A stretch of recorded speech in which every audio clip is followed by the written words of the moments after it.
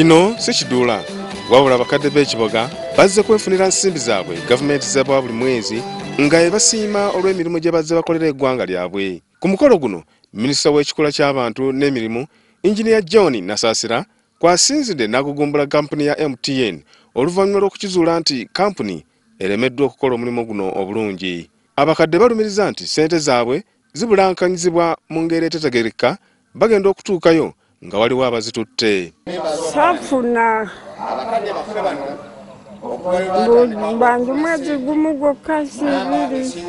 Bwe nadda n'akafuulako, bwe yamala okukafuulako n'agamba nti akafaananyi kakaawe genda olina mubbi wazze kubba tibaakulagidde konze mu mukyala oli yandagidde n'ampa n'omuntu andeeta ate kakati omuntu andeeta tewamulabye tya singa siwe waawo singa nkuwaayo ndeeta abasirikale ne bakutwala ne bakuggalira oli mubbi.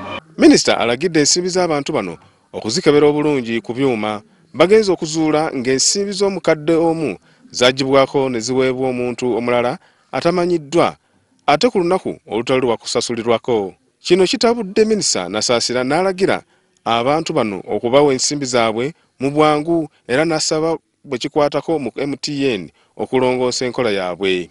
Tusanze kirabika walimu abantu ensente endala bwe tugezaako ku bantu babiri abataafuna ssente omwezi oguwedde ne tusanga ezo ssente abalala bazijjayo mu system teziriimu kati, so aba officials baffe bagenda kukola investigation.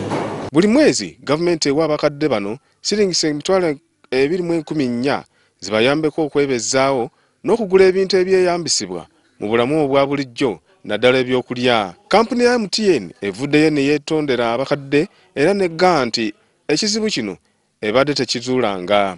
We deeply regret for those gaps that we didn't know were actually there, and that's what we are going to do going forward. But that does not mean that we are going to stop there. We are going to investigate to find out actually why such issues were there. Kyokka wadde enkola eno erimu obumulumulu, abantu abamu bagiganyiddwamu kubanga abakadde kati banyirira nga n'ebirwadde ebyali batawanya olw'endya embi tebikyali bingi. Stephen Mwiri, WBS TV.